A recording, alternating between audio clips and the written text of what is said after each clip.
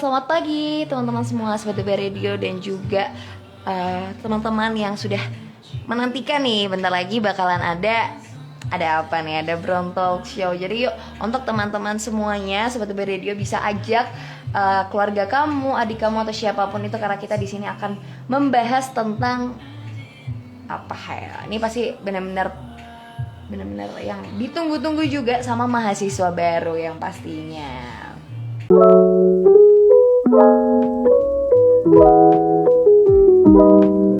Ini kita bakalan bahas tentang SMUB, yang pastinya UB Radio bakalan bahas tentang SMUB.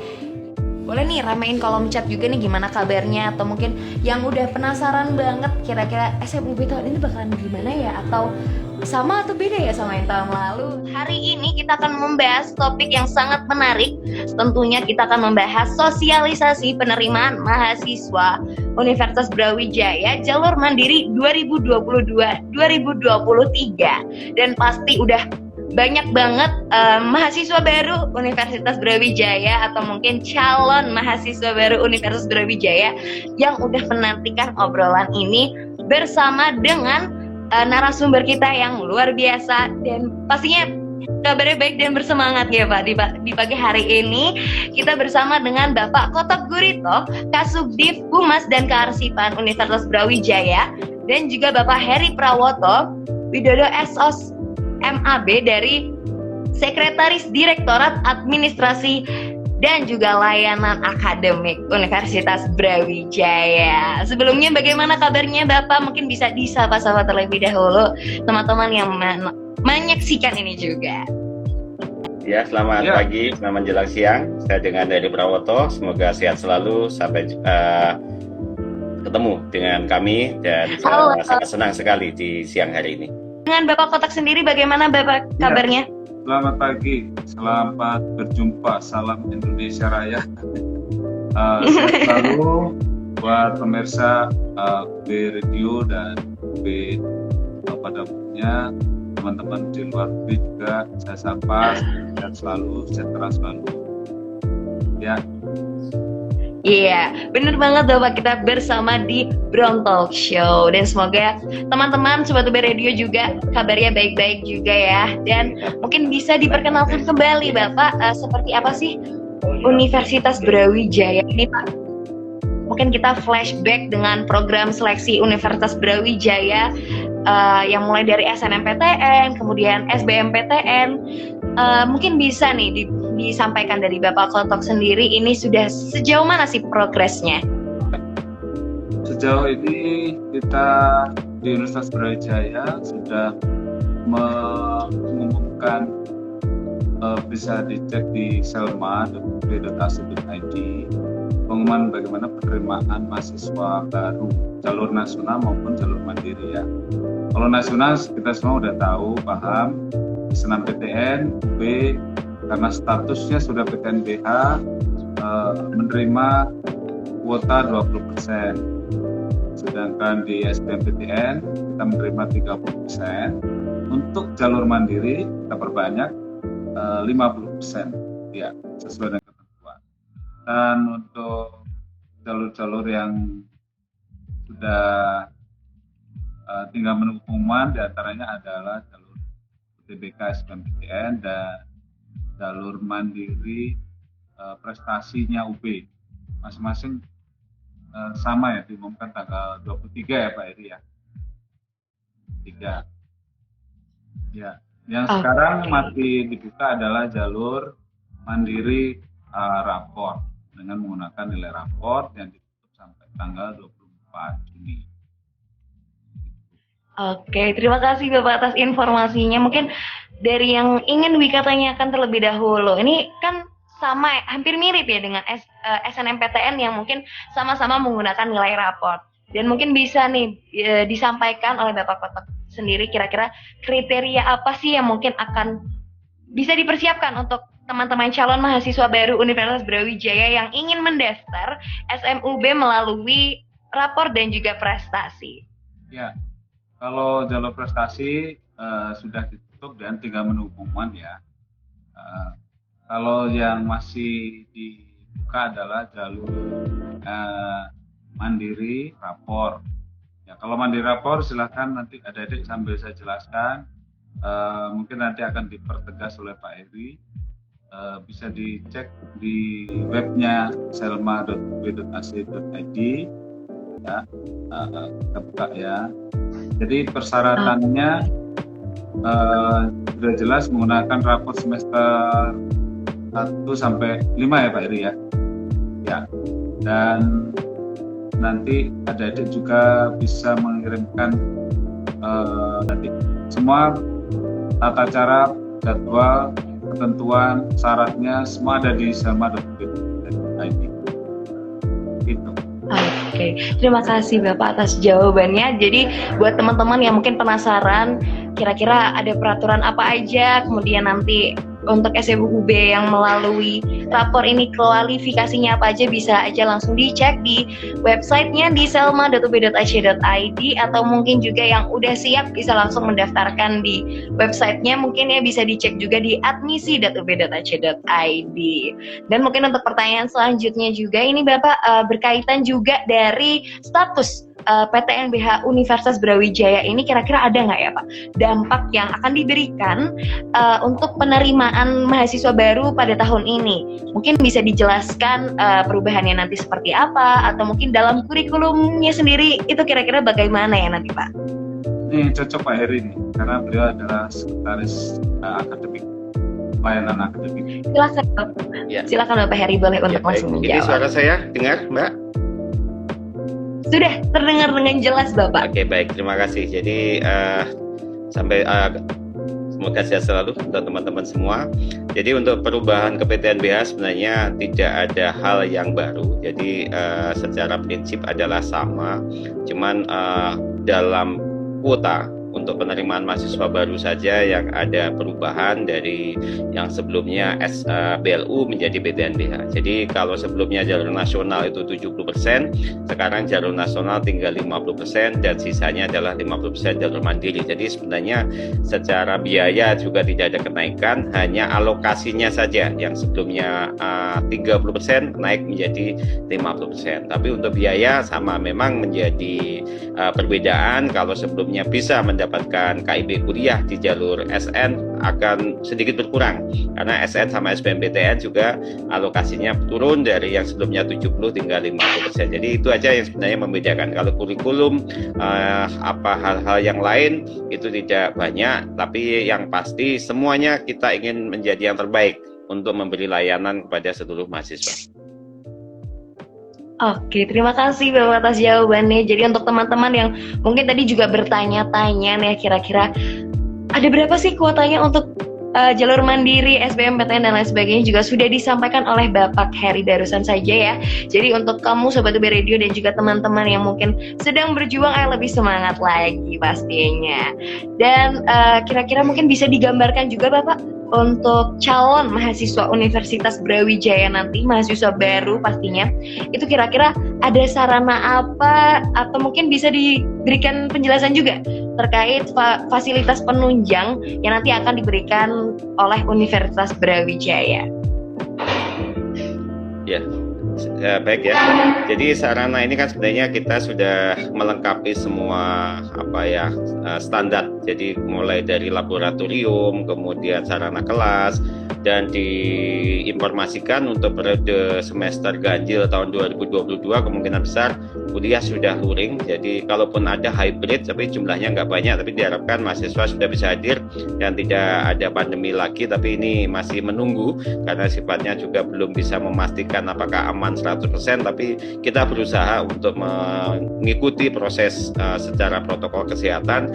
Yang jelas persiapan kita sudah siap untuk kuliah luring. Dengan demikian adik-adik yang kuliah luring bisa memanfaatkan fasilitas di dalam kampus sepenuhnya. Kita sudah berusaha, seperti contoh sekarang memang masih ada pembangunan gedung untuk tempat pertemuan yang lebih baik, itu kita masih proses penyelesaian. Kemudian di sarana yang lain kita sudah benahi semua. Memang ini adalah masa-masa transisi dari masa daring menjadi luring kembali, dan khusus mahasiswa yang memang 2020-2021 ini kan juga belum masuk ke kampus. Akhirnya 2022 semoga bisa memanfaatkan ini, bisa kampus mulai awal. Tapi kami masih menunggu kondisi saat ini apakah sangat mendukung tidak. Kami dalam edaran sudah kami siapkan nanti kuliahnya bisa secara luring, bisa ketemu dan bisa memanfaatkan seluruh fasilitas yang ada di UB yang sangat terbuka untuk siapapun dengan berbagai sarana yang sudah kita lakukan dan persiapan yang lebih baik.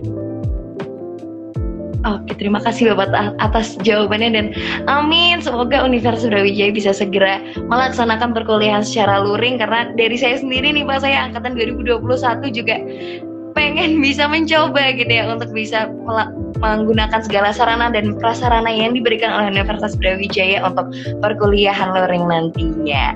Dan mungkin ini juga bisa menambah semangat untuk teman-teman calon mahasiswa baru yang mau daftar di Universitas Brawijaya, yang ternyata nih udah nggak usah ragu lagi gitu ya Pak ya, bisa langsung mungkin dicek di selma.ub.ac.id untuk segala informasinya. Dan mungkin untuk pertanyaan selanjutnya juga nih Pak, mungkin bisa disampaikan juga kira-kira program dan dukungan Universitas Brawijaya ini pada mahasiswa yang berwirausaha atau mungkin prestasi lainnya itu yang didapatkan oleh mahasiswa gitu. Mungkin kira-kira ada program khususkah atau mungkin ada fasilitas apa yang diberikan untuk teman-teman yang berwirausaha dan berprestasi? Silahkan Bapak. Siapa Pak Kota atau saya? Ya, Pak Heri dulu. Ya, baik.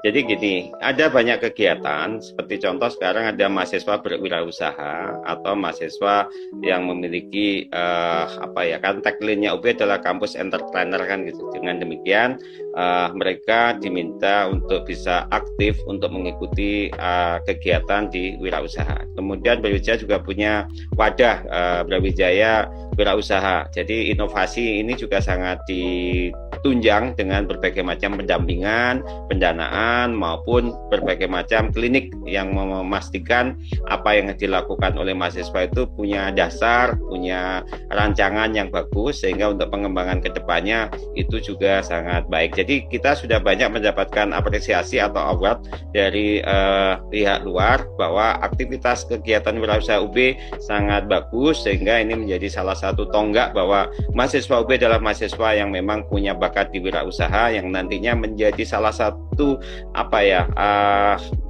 modal kita untuk ke depan. Jadi kita jangan sampai hanya mencari pekerjaan tapi canangkan oleh Kemdikbud. Baik, terima kasih atas jawabannya Bapak, dan memang benar Universitas Brawijaya ini punya banyak program yang bisa mendukung kamu nih teman-teman Sobat UB Radio yang mau daftar nih di Universitas Brawijaya, mungkin memiliki wirausaha dan lain sebagainya tuh nggak usah khawatir lagi.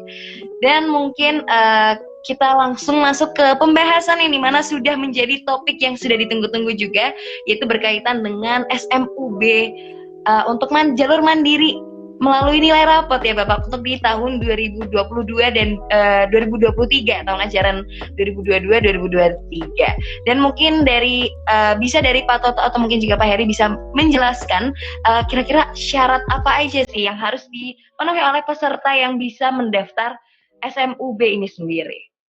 Ya, mungkin saya bacakan persyaratannya ya. Jadi persyaratan Boleh Bapak. Bagi jalur rapot, teman-teman yang mengikuti mandiri jalur rapot, yang pertama adalah warga negara Indonesia, kedua lulusan SMA atau sederajat dan paket C yang lulus tahun 2020-2021 dari sekolah yang terakreditasi dan sudah memiliki jasa. Yang ketiga, siswa kelas 12 atau sederajat dari SMA sederajat atau paket C dari sekolah yang terakreditasi wajib memiliki surat keterangan lulus. Yang keempat, lulusan sekolah luar negeri wajib memiliki surat penyetaraan ijazah dari Kemdikbud. Yang kelima, memiliki nomor induk sekolah nasional yang terdaftar di NPSN. Dan yang keenam, peserta seleksi memiliki kesehatan yang memadai. Sedangkan persyaratannya yang nilai rapornya adalah yang dipakai adalah nilai rapor semester 3 sampai semester 5. Untuk yang kelas Axel nilainya semester 1 sampai 3. Yang lainnya mengikuti ketentuan di selma.ub.ac.id.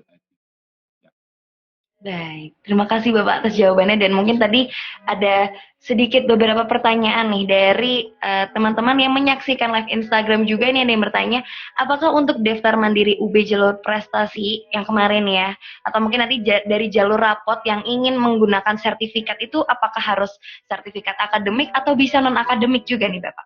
Iya, mungkin saya nambahkan ya. Jadi sertifikat ini sebenarnya sifatnya kan tidak wajib, tapi kalau yang prestasi memang punya poinnya lebih banyak dibandingkan dengan yang raport. Di mana raport ini kalau memang punya prestasi akan menambah poin, tapi kalau tidak punya prestasi ya cukup dengan nilai raportnya saja. Jadi kan prestasi ada dua, prestasi akademik seperti contoh ikut Olimpiade Nasional, kemudian ikut berbagai macam kegiatan yang sifatnya akademik, kemudian non akademiknya kan juga bisa dia sebagai ikut di lomba-lomba atau di sastra atau di pertandingan olahraga, itu sebenarnya kan non akademik. Nah ditambah lagi dengan hafiz Al-Quran. Jadi sebenarnya hal-hal yang ini menambah poin bagi yang memang punya sarana itu, karena kami menghargai sekali menjadi salah satu mahasiswa di Universitas Brawijaya. Ya. Baik, terima kasih Bapak atas penjelasannya. Jadi untuk teman-teman yang mungkin sedang mempersiapkan ingin mendaftar SMUB bisa langsung aja mulai mendata dari semester 3 hingga semester 5 ya tadi Bapak ya. Dan juga mungkin untuk teman-teman yang masih tahun depan mungkin akan mendaftar di Universitas Brawijaya bisa disiapkan juga dari sekarang. Dan mungkin bisa juga untuk konfirmasi pembayaran. Konfirmasi ini tidak menunggu, tetapi dilakukan secara mandiri atau secara sendiri. Jadi masuk ke admisi, kemudian memasukkan tanggal bayar, kemudian besaran rupiah 350.000 dan bank yang dipakai baru klik konfirmasi. Itu prosesnya tidak sampai 30 detik. Jadi tidak ada penunggu waktu sampai 1 kali 24, baru kalau terjadi sudah dilakukan itu tidak muncul konfirmasi, menunggunya di situ. Jadi tidak menunggu dulu baru tanya konfirmasinya kok nggak masuk, jadi harus action dulu ya.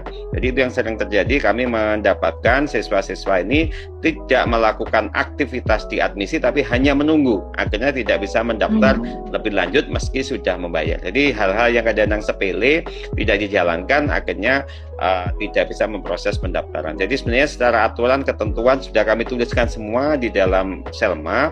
Harapan kita Anda bisa membaca secara detail dan bisa dipastikan semuanya. Kalau memang ada yang masih belum jelas, kami siap di Halo Selma open 24 jam. Oke, seperti itu tambahnya. Baik, terima kasih atas jawabannya. Iya, bagaimana Bapak? Jadi membaca dulu peraturannya sampai detail, sampai tuntas. Terus setelah itu baru mengikuti ketentuan. Pasti tidak ada banyak masalah. Jadi membacanya jangan sepotong-sepotong. Ya, agak malas kah? Jangan. Saya harus tuntas ya. Pesan saya. Betul sekali Bapak. Dan ini memang mungkin jadi salah satu akar dari kendala ya, karena mungkin tidak membaca dari salma.ub.ac.id yang sudah segala informasi sudah terdapat di website tersebut. Dan mungkin untuk pertanyaan selanjutnya juga ini Bapak, mungkin apakah ada kualifikasi atau syarat terkait rapot yang disertakan? Mungkin maksimal itu A, kemudian minimal nilainya harus B, atau mungkin tidak boleh ada yang C, atau bagaimana Bapak, supaya untuk teman-teman yang ingin mendaftar ini bisa dipersiapkan dari sekarang. Ya, saya tambah ya. Jadi gini, untuk persyaratan minimal memang tidak ada, kami tidak membatasi, tetapi perlu ada semacam pemetaan diri sendiri. Dalam artian begini, Anda akan memilih program studinya itu apa.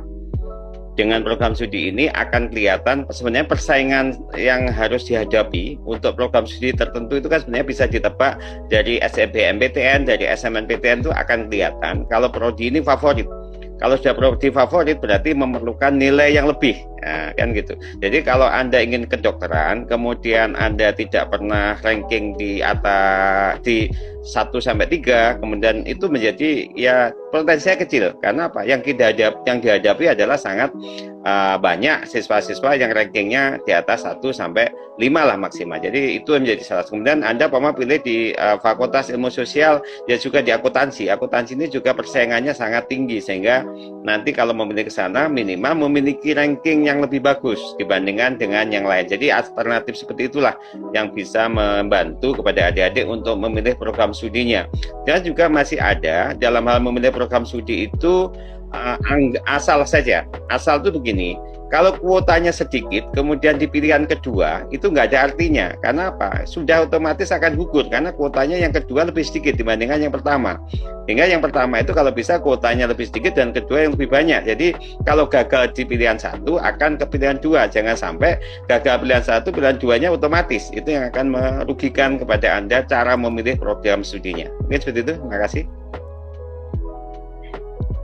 Oke, benar banget, betul sekali apa yang sudah disampaikan oleh Bapak Heri. Memang harus ada penyusunan strategi juga ya untuk bisa berhasil untuk menjadi mahasiswa baru Universitas Brawijaya. Tetapi untuk masalah terkait akreditasi sekolah pada saat SMA mungkin, apakah itu berpengaruh atau mungkin ada kualifikasinya sendiri nih Bapak terkait akreditasi dari SMA? Ya, Atau kalau SMK. akreditasi memang punya peran ya, karena apa? Kita tidak mungkin menyamakan lulusan dengan sekolah berakreditasi A, B, C atau tidak akreditasi sama sekali. Dengan memastikan untuk itu kualitasnya akan ditunjukkan oleh akreditasi. Karena akreditasi A pun ada nilai mulai dari 90 sampai 99. Sehingga dari situ bagi sekolah yang memang akreditasi excellent otomatis menambah poinnya bisa lebih banyak dibandingkan dengan sekolah yang tanpa akreditasi. Karena nggak mungkin kami sama-sama mempunyai nilai 99 semua, tapi ternyata akreditasi nggak ada, otomatis ini akan ada pengurangan. Tidak selalu sama dalam hal menentukan besaran poin pada nilai sekolah yang memiliki nilai sangat bagus tapi akreditasinya kurang. Sebenarnya ini adalah unsur keadilan sebenarnya. Jangan sampai sekolahnya tidak terakreditasi, nilai raportnya bagus, itu justru diterima. Tapi yang akreditasi bagus tapi nilainya kurang dari di bawah yang tidak akreditasi tidak terima. Itu menjadi salah satu hal yang harus kita perhatikan. Dengan mengasumsi seperti itu, potensi akreditasi adalah punya peran yang menjadi dasar juga untuk penilaian seleksi di UB. Oke, terima kasih Bapak atas jawabannya, dan banyak juga nih dari teman-teman dan juga Sobat UB Radio ini yang udah menantikan untuk kesempatan untuk bisa dapat diterima dan juga nanti bakalan lolos di SMUB 2022-2023 nih Bapak. Dan mungkin dari SMUB sendiri apakah ada ini nggak ya Pak? Ada berapa besaran kuota yang lebih jelas, mungkin seperti daya tampungnya di setiap jurusan prodi dan lain sebagainya, atau mungkin hal tersebut bisa diakses di mana nih Bapak supaya teman-teman yang mau mendaftar ini nggak salah strategi juga? Ya, atau saya? Oh, baik. Ya, Kuota. sebenarnya Mungkin untuk kuota memang kami tidak Bulan. mengupload secara langsung di webnya UB, tetapi siswa itu dapat mencari di LTMPT. Di LTMPT ini program studi itu sudah ada data upload dari SN sama SBMPTN, sehingga kalau itu sudah 50% ya sudah, sisanya jumlahnya segitu itu sama dengan yang akan didapatkan di jalur mandiri. Cuman mandiri ini kan kita ada tiga gelombang atau tiga kelompok ya. Kelompok prestasi yang sudah berjalan saat ini tinggal menunggu pengumuman, kemudian nanti kelompok raport yang akan kita umumkan setelah itu, baru nanti kelompok yang nilai UTBK. Sehingga dari tiga kelompok atau tiga gelombang tadi itu akan total 50% yang akan kita lakukan. Jadi 50% itu ya udahlah, nanti besaran masing-masing berapa ya kebijakan Universitas Brawijaya yang akan menentukan. Jadi alokasinya yang 50% terbagi ke tiga kelompok tadi. Jadi itulah yang menjadi alokasi untuk jalur mandiri di Universitas Brawijaya. Oke. Atau mungkin ada tambahan mungkin dari Bapak Kotak sendiri, mungkin ada tambahan nih supaya teman-teman lebih banyak informasi gelombang yang sama tapi mungkin ada perbedaan dengan gelombang yang sebelumnya, dan juga mungkin yang yang ini sebenarnya belum ketinggalan nih, atau mungkin yang masih ragu-ragu, masih mau nunggu nilai UTBK-nya, masih bisa daftar SMUB menggunakan jalur UTBK plus prestasi yang nantinya akan dibuka. Masih banyak juga SMUB yang akan dibuka nantinya melalui vokasi atau mungkin dari disabilitas yang sekarang lagi. Jadi bagaimana adik-adik bisa memanfaatkan tadi disampaikan Pak Koto program studinya seperti apa, kemudian lintas. Jadi lintas prodi itu juga sangat memungkinkan di jalur rapot ini. Mengapa? Memungkinkan karena anak IPA itu punya peluang lebih banyak dibandingkan dengan anak sosial. Di mana untuk nilai yang dimiliki oleh anak sosial dengan anak IPA itu tidak diadu atau tidak hit to hit antar mata pelajarannya, tapi hanya rata-rata yang telah ditempuh di peminatan, sehingga mata pelajaran IPS yang ditempuh oleh anak IPS dengan mata pelajaran IPA oleh anak IPA itu tidak diadu per mata pelajaran, tapi hanya rata-rata saja, sehingga Anda tidak perlu khawatir, oh saya nggak punya nilai IPS-nya, nggak masalah, karena Anda hanya dilihat rata-rata nilai peminatan. Seperti contoh, kalau anak IPA punya fisika, kimia, biologi, ditambah di rata-rata, itu nilai yang dipakai. Kemudian anak IPS juga punya sosiologi, kemudian ekonomi dan geografi, itu ditambah dibagi 3, itu rata-rata, sehingga antara anak IPA dengan anak IPS kan tidak diadu mata pelajarannya, hanya rata-ratanya lebih bagus yang mana.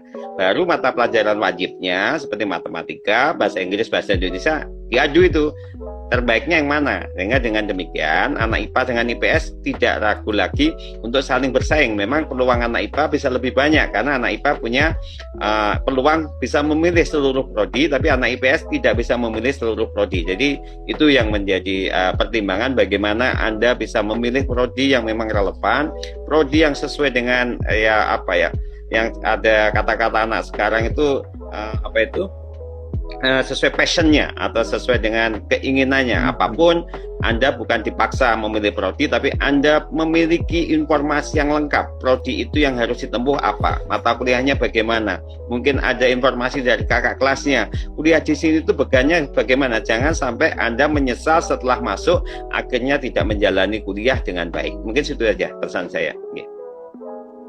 Terima kasih Bapak atas pesan dan juga tips dan trik yang mungkin baru saja disampaikan. Dan emang benar banget sih Bapak, untuk teman-teman yang pengen lintas jurusan nih benar-benar pasti memiliki rasa khawatir yang lebih, apalagi menggunakan nilai rapot yang waduh nggak punya nilai sosiologi, nggak punya nilai ini. Dan ternyata dari Wika sendiri pun juga baru tahu nih Bapak, kalau ternyata yang diperhatikan itu adalah melalui rata-rata nilai peminatan.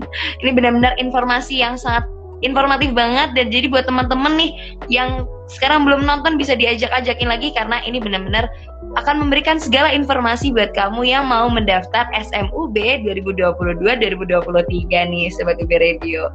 Dan mungkin ini akan menjadi penutup bagi jumpa kita ya Bapak pada siang hari ini. Mungkin dari Pak Kotok dan juga Pak Heri ada yang ingin disampaikan gak ya untuk teman-teman yang sedang mendengarkan melalui on air atau juga yang sedang menyaksikan live Instagram, supaya nanti bisa lolos di SMUB atau mungkin bisa menjadi bagian dari mahasiswa Universitas Brawijaya. Silakan Bapak. Ya, dari saya berpesan pada adik yang mendaftar di beberapa jalur di UB, ya kalian berdoa yang banyak ya, yang kenceng ya, supaya Anda bisa masuk di UB dan menjadi bagian UB. Nah, buat adik-adik yang kelas 10, 11, persiapkan diri Anda meraih prestasi baik rapor akademik maupun non akademik, untuk persiapkan diri tahun berikutnya masuk di Universitas Brawijaya. Ya, saya kira itu dari saya. Baik, terima kasih Bapak atas penyampaian pesannya. Mungkin dari Bapak Heri sendiri, apakah ada pesan yang ingin disampaikan?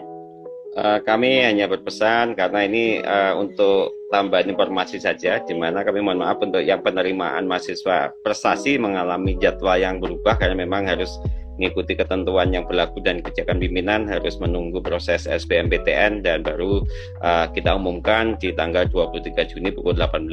Jadi jadwal itu kita ikuti sesuai dengan arahan dan kebijakan dari pimpinan. Kemudian kedua, semua persyaratan yang ada mohon dibaca dengan detail yang ada di sistem. Ini ada yang pertanyaan yang ada di chat, sampaikan. Semua kalau memang sudah bisa diupload, sudah bisa mendapatkan kartu, ya sudah, itu Anda sudah memenuhi semua syaratnya. Sehingga proses itu kalau sudah melakukan konfirmasi pendaftaran, sudah mendapatkan kartu peserta, insya Allah berkas Anda sudah masuk semua. Karena kami ada semacam persyaratan, kalau belum lengkap pasti akan diinformasikan, ada notisnya, Anda error, Anda tidak bisa menyimpan berkas, sehingga dari situ akan kelihatan berkas Anda sudah sukses atau belum. Jadi kami berpesan kepada semua adik-adik ini, pastikan berkas Anda disiapkan dulu sebelum mendaftar, dan juga kalau bisa jangan menggunakan laptop, karena jangan menggunakan HP untuk mendaftar, karena kadang-kadang di HP tampilannya tidak real seperti apa yang di dalam laptop. Jadi kami berharap pendaftaran di UB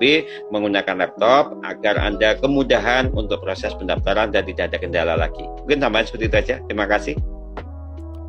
Baik, terima kasih atas penjelasan yang disampaikan oleh Bapak Kotok dan juga Bapak Heri pada siang hari ini. Semoga semua berjalan dengan lancar dan semoga keadaan apapun itu dari yang belum bisa luring bisa segera luring, dan untuk semua teman-teman yang ingin mendaftar bisa tidak ada kendala karena kamu bisa cek segala informasinya itu di selma.ub.ac.id. Jadi harus benar-benar dibaca dengan rinci, dengan teliti seperti yang sudah disampaikan oleh Bapak Kotok dan juga Bapak Heri agar tidak ada kendala dan mungkin kamu bisa menjadi mahasiswa Universitas Brawijaya selanjutnya.